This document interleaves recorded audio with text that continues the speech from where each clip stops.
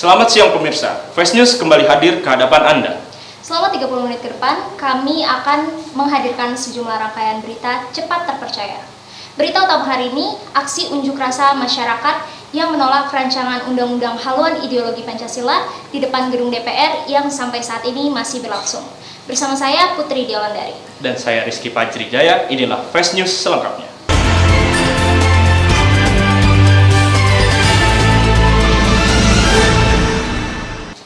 Kita awali berita siang hari ini. Pada Kamis 25 Juni, 94 pengungsi Rohingya terdampar di perairan Aceh Utara, tepatnya di Desa Lancok, yang berjarak sekitar 15 km dari kota Lok Sumawe.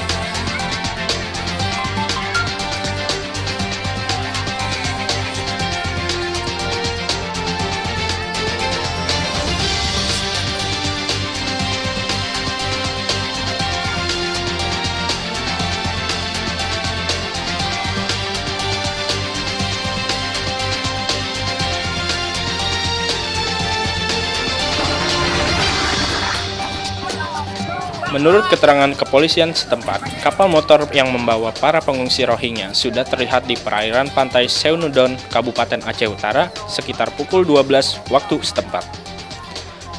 Keberadaan kapal diketahui oleh 3 nelayan yang sedang melintas di sekitar lokasi tersebut. Pada awalnya, para pengungsi tidak diperbolehkan menepi, hingga ditemukannya tempat penampungan bagi para pengungsi untuk mengatasi penularan virus COVID-19. Namun, karena desakan warga sekitar, akhirnya proses penyelamatan dilakukan oleh para nelayan dengan bantuan Basarnas dan aparatur negara. Secara terpisah, Menteri Luar Negeri RI Retno Marsudi menegaskan bahwa akan melakukan langkah-langkah preventif guna untuk mencegah warga Rohingya melakukan perjalanan laut yang berbahaya.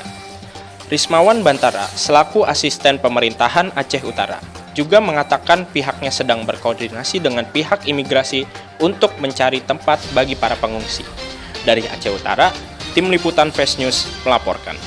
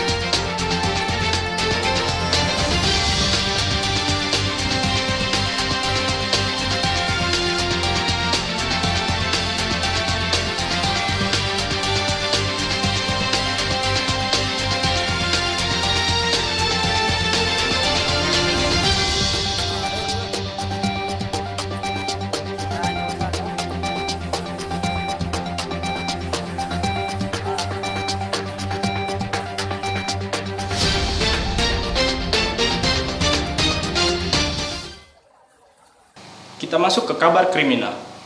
Pelaku pembuat uang palsu ditangkap di Mojokerto. Modus kejahatan ini dilakukan dengan membeli barang yang nominalnya kecil agar tidak ada kecurigaan.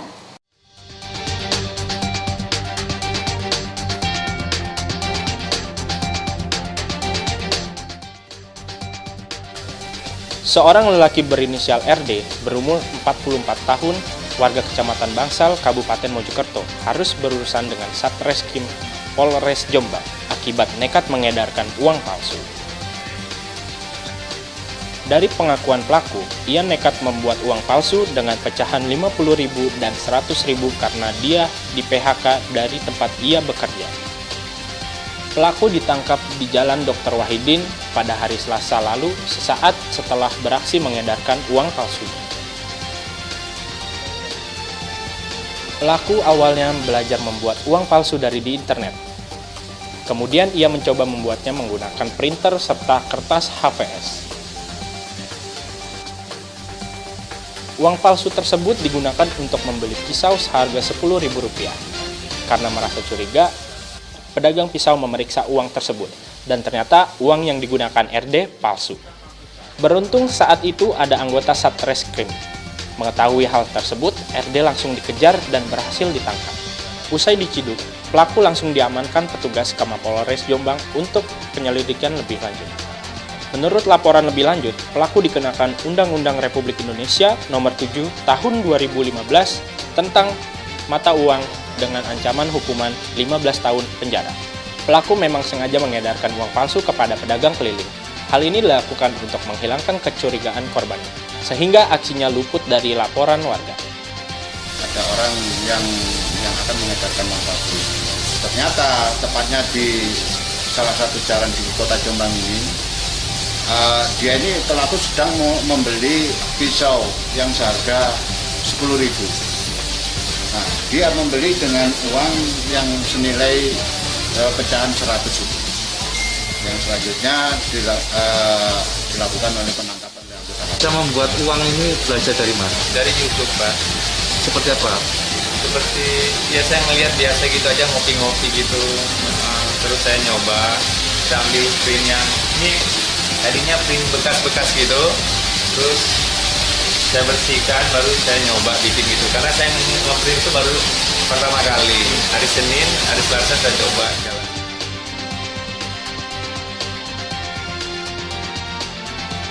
Dari tangan pelaku, petugas berhasil menyita belasan lembar uang palsu senilai 2.500.000 yang akan diedarkan di wilayah kota Jombang.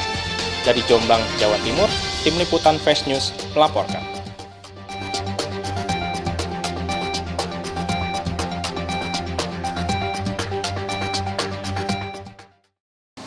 Ada berbagai upaya yang dilakukan oleh pengusaha untuk menghadapi tatanan norma baru di masa COVID-19 saat ini.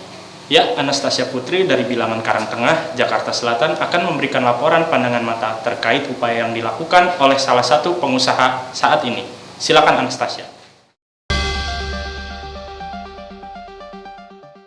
Selamat siang pemirsa, saya Anastasia Putri melaporkan diri dari Bilangan Jakarta Selatan, Karangtengah.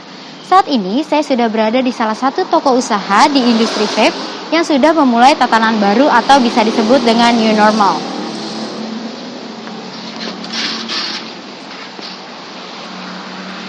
Bisa kita lihat di sini pelaku usaha sudah memberikan mika sebagai sekat pembatas antara penjual dan juga pembeli. Di sini juga sudah disediakan hand sanitizer bagi pengunjung yang memasuki area toko ini. Selain itu, di sini juga diterapkan peraturan yaitu pembeli harus melakukan social distancing atau pembatasan jarak aman. Dianjurkan juga untuk para pembeli yang ingin bertransaksi untuk melakukan pembayaran secara non-tunai atau cashless. Dan bagi pengunjung yang ingin bersantai sejenak dulu, di sini juga sudah disediakan area yang diberikan tempat duduk yang sudah disekat oleh mika pembatas. Hal ini tentunya untuk menjaga kenyamanan dan keselamatan para pengunjung dari pandemi COVID-19. Sekian laporan dari saya. Anastasia Putri undur diri, kembali ke studio.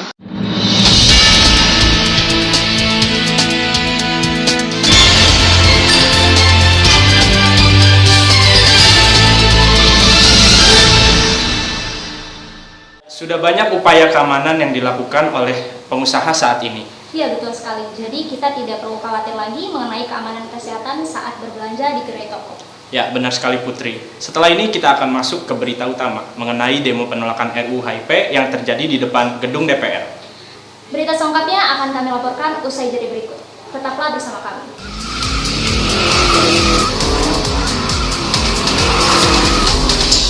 Halo guys, sekarang BSI udah jadi universitas. D3-nya juga masih tetap ada loh. Kuliah, BSI aja.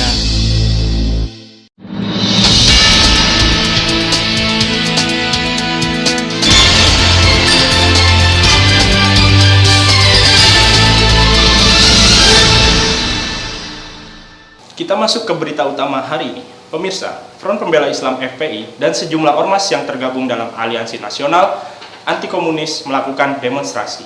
Aksi demonstrasi dilakukan di depan gedung DPR MPR RI Rabu 24 Mei lalu.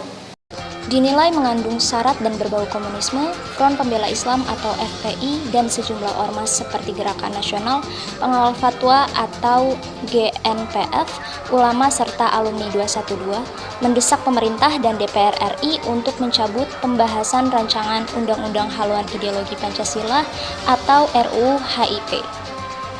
Dalam kegiatan demonstrasi tersebut, mereka meminta agar RUU HIP ditarik dari program legislasi nasional, serta beberapa poin penting terkait salah satunya mendesak aparat penegak hukum untuk mengusut tuntas inisiator RUU HIP sebagai pihak yang berupaya mengubah Pancasila dan Undang-Undang Dasar sebagai dasar negara.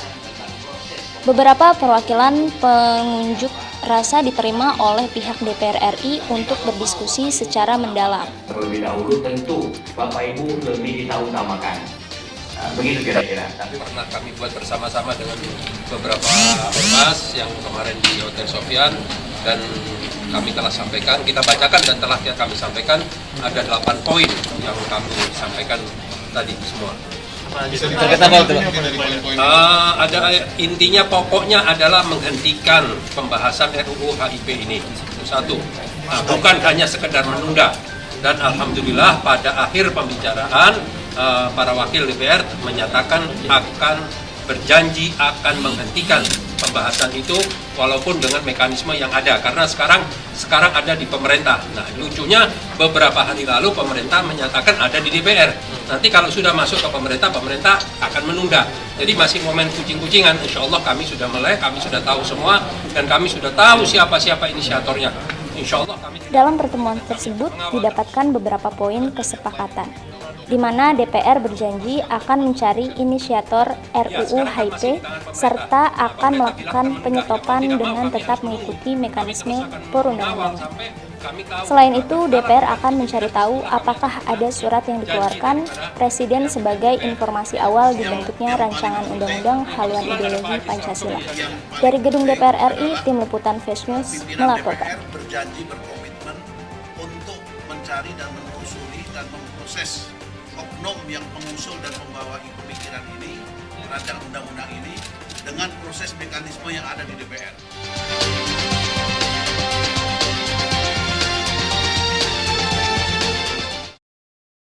Akibat pandemi yang disebabkan oleh virus COVID-19, masyarakat enggan pergi ke pasar.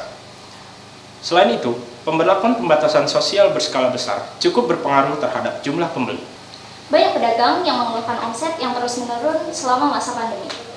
Sekarang sudah ada reporter kami, Muhammad Fabel, yang akan melaporkan langsung dari Pasar Pondok Labu, Jakarta Selatan. Silakan Fabel. Terima kasih rekan studio, selamat siang pemirsa. Sekarang saya sedang berada di Pasar Pondok Labu, Jakarta Selatan, tepatnya di Jalan Fatmawati Raya. Telah kita ketahui bersama, sebelumnya seluruh pasar di Jakarta ditutup karena aturan pembatasan sosial berskala besar karena pandemi COVID-19 yang melanda Indonesia. Pedagang di pasar ini terus mengeluh karena pendapatan yang terus menurun dan ekonomi pedagang yang semakin melemah.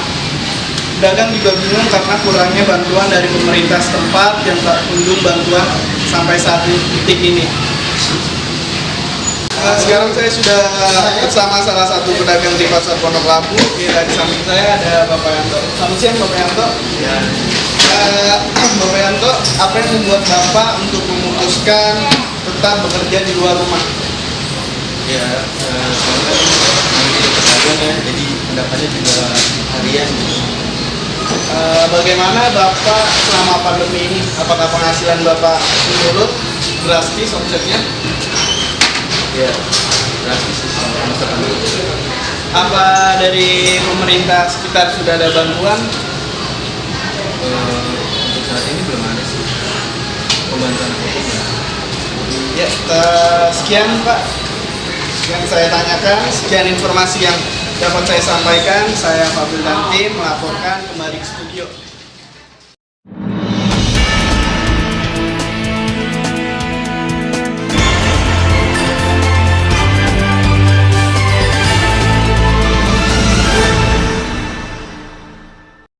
Ya, terima kasih Muhammad Fabel. Walaupun sudah masa normal baru, sepertinya pasar belum beroperasi seperti sedia kala. Iya, benar sekali. Biasanya pasar ramai dengan pembeli yang melakukan transaksi dengan pedagang. Namun saat ini keadaan terlihat lebih sepi. Kita berharap saja ya, semoga kedepannya akan kembali seperti sedia kala. Ya, benar sekali Putri.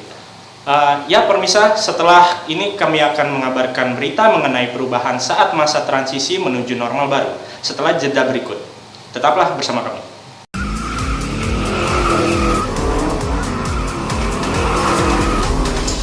Halo guys, sekarang BSI udah jadi universitas. D3-nya juga masih tetap ada loh. Kuliah, BSI aja.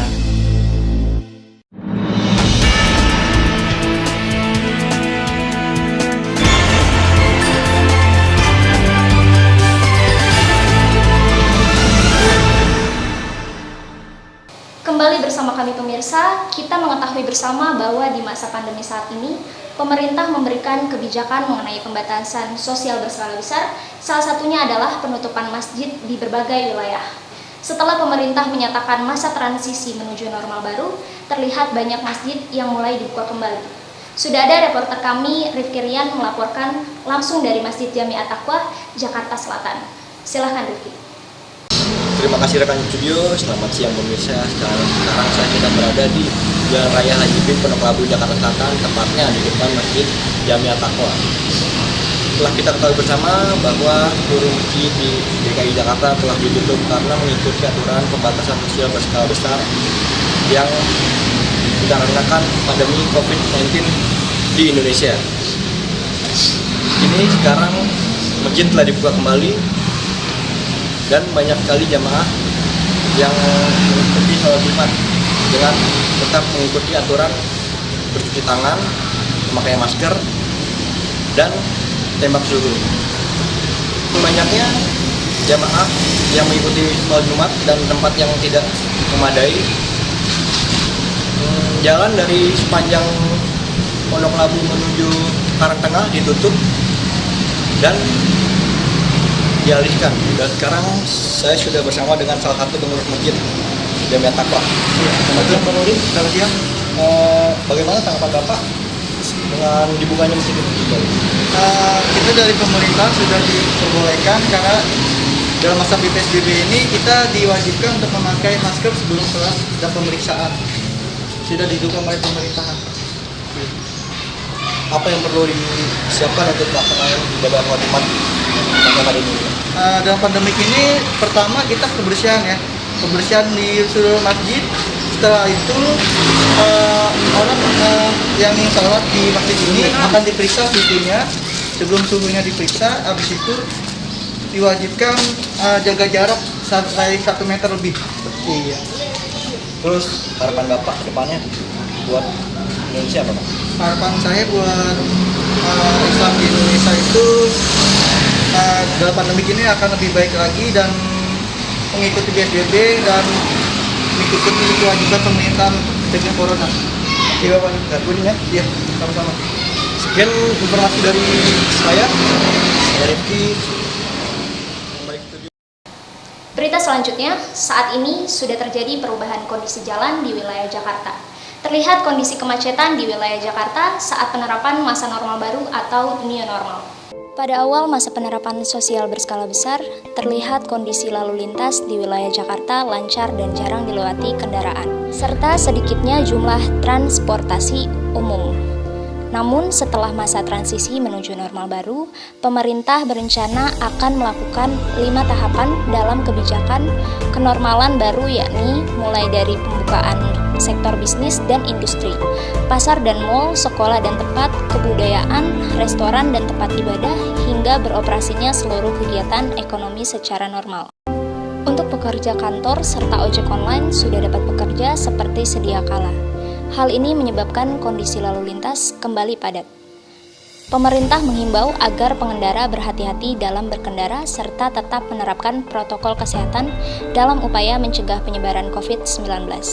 Dari Jakarta, tim liputan Fast News melaporkan.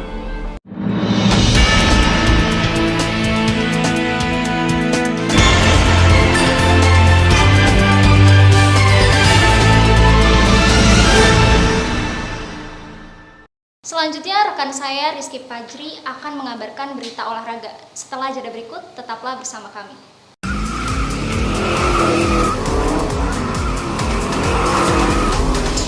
Halo guys, sekarang BSI udah jadi universitas. D3-nya juga masih tetap ada loh. Kuliah, BSI aja.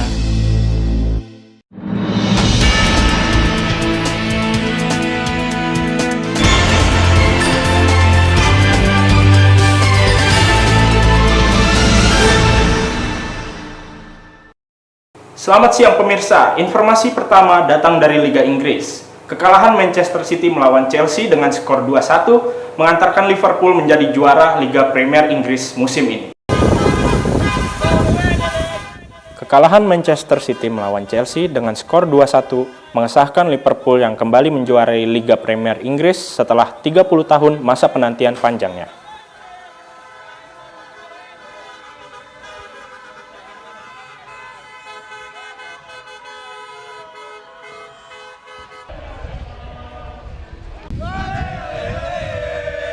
Jurgen Klopp, pelatih Liverpool, mengatakan kebanggaannya atas semua usaha dan kerja keras yang dilakukan oleh para pemain.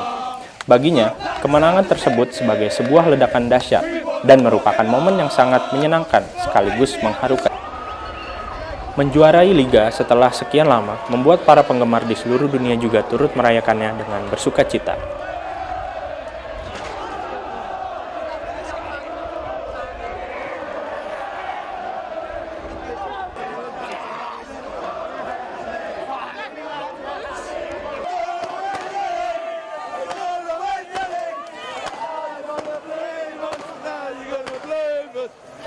Para pemain Liverpool yang saat itu juga sudah berkumpul menyaksikan pertandingan Chelsea versus Manchester City merayakan gelar pertama mereka dengan meriah.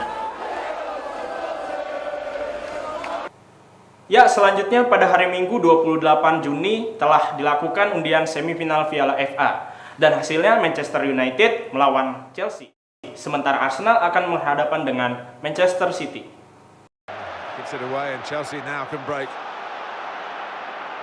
MU melaju ke semifinal Piala FA setelah berhasil mengalahkan Norwich City melalui babak extra time dengan kemenangan 2-1. Sementara Chelsea baru saja mengalahkan Leicester City 1-0 di Stadion King Power.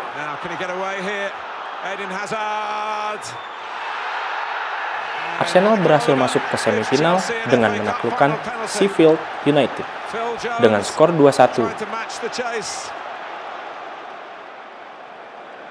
Chelsea had a player attempting genuinely to play the ball. It's a yellow card. Which I think he's genuinely trying to play the ball. So I think the referee's got that absolutely right. Dan MU menjadi tim terakhir yang lolos di semifinal setelah mengalahkan Newcastle United dengan kemenangan skor 2-0 di St James Park.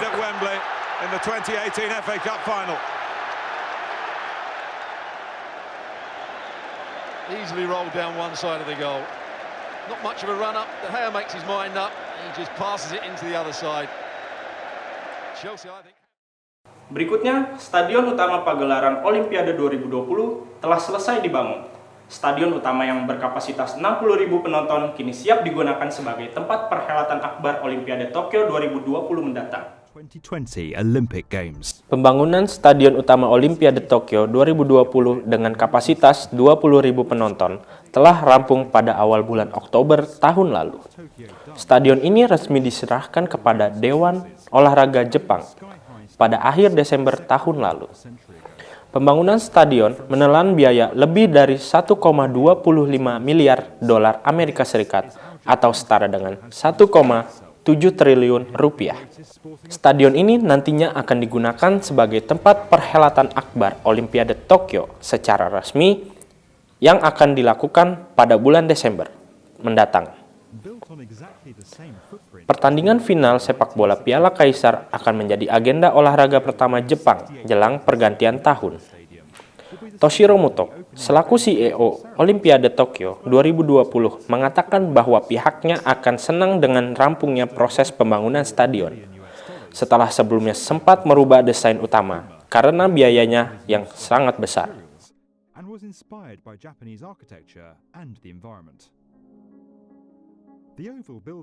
Ia juga menambahkan, tidak sabar untuk memulai pagelaran akbar olahraga yang diadakan setiap 4 tahun sekali, dan melihat para atlet dari seluruh dunia berbaris dan berkumpul di dalam stadion untuk mengikuti upacara pembukaan. Dan pemirsa, informasi tersebut sekaligus menutup perjumpaan kita dalam program Fast News hari ini.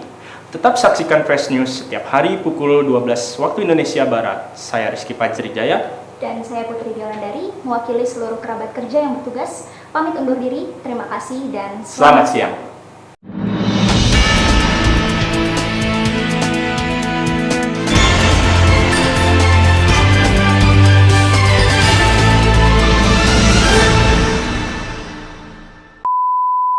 Rolling. Action.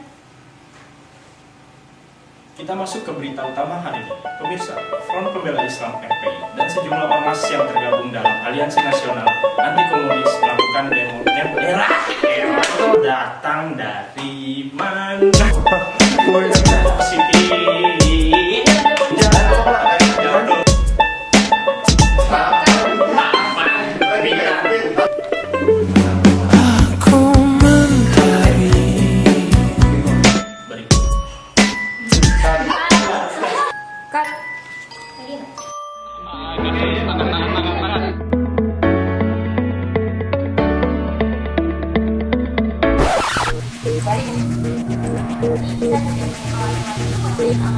Nih bang, BTS nih bang ya. Oh BTS, oke. Ya, mantap biar kelihatan juga ya. Iyalah, jelas. Ini lagi ngedit nih bang. Proses ngedit nih bang. Iya ini mata sampai pegel mata, Masya Allah. Oh, editor sendiri bang. Mungkin ini suaranya. Tapi ada Widya Dika yang Wih.